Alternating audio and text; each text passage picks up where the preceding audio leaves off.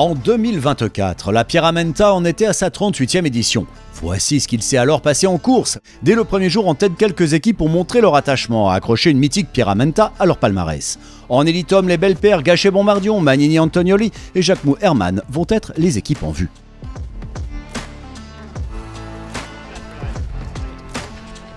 En élite dames, les duos Mollare-Arop et De Silvestro-Murada sont déjà loin du reste du peloton dès la première journée.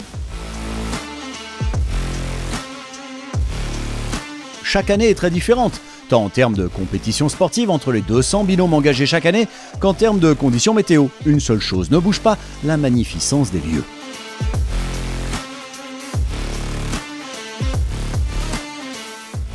La Pyramenta, ce sont 10 000 mètres de dénivelé positif à absorber en 4 étapes. Un quart du dur labeur est fait, à la neutralisation chrono, l'arrivée en limite de neige, de premiers podiums provisoires serrés se sont constitués. La seconde journée a bénéficié du même ensoleillement, départ à 7h15 pour une trentaine de kilomètres à sillonner entre Riondey et le Crêt du Bœuf, environ 3300 mètres de D+, au programme. Axel Gachet-Mollare et Emilie Arop, les deux immenses championnes françaises, ne semblent pas ébranlées par la veille et creusent un écart certain sur leur poursuivante. Chez les hommes, l'image est superbe depuis son écran, presque facile visuellement, mais l'altitude et le tempo développé en tête de course élite homme demandent pour tenir des capacités extraordinaires.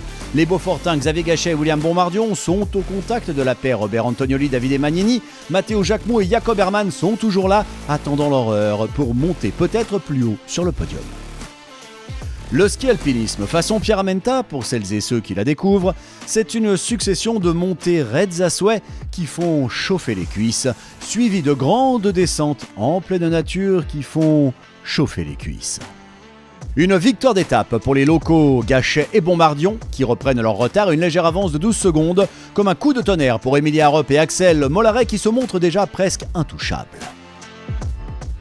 L'étape 3 sur 4 pourrait être celle de tous les dangers. Surmonter la fatigue accumulée, à nouveau tout donner sous le soleil alpin, la cohorte du jour affronte le Dard et le Grand Mont. Le ton est donné côté pente dès les premières ascensions et crêtes.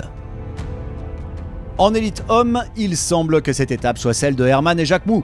Ils mènent, mais derrière les deux équipes leaders du général ne sont pas loin et sont comme encollés ensemble, en attente de la moindre faute des uns ou des autres pour prendre le large.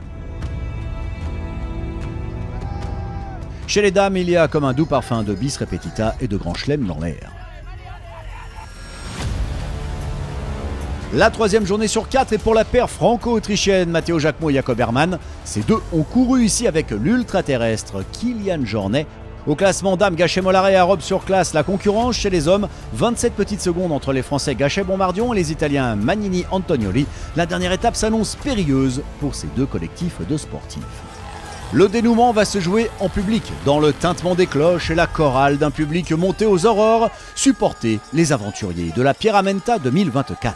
Côté homme, même topo que la veille, on skie ensemble et on verra. Côté dames, elles pourraient se la jouer cool au vu de leur avance considérable de quasi 10 minutes, mais ce serait mal connaître ces battantes incroyables. Emilie Arop et Axel Mollare font toujours le show. Il y a eu un peu de cavalcade sur les crêtes, mais pas de net écart entre les deux équipes de tête côté élite homme. Le Grand Chelem se profile bien en élite dame. Immense joie pour Xavier Gachet et William Bombardion, leur première victoire ensemble. La seconde pour Bombardion 11 ans après.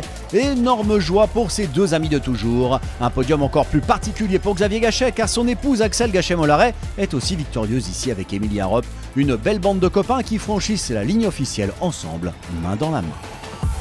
2024 fut une édition exceptionnelle. Que nous réserve la 39e édition, celle de 2025 ? Eh bien, nous serons bientôt en passe de le savoir.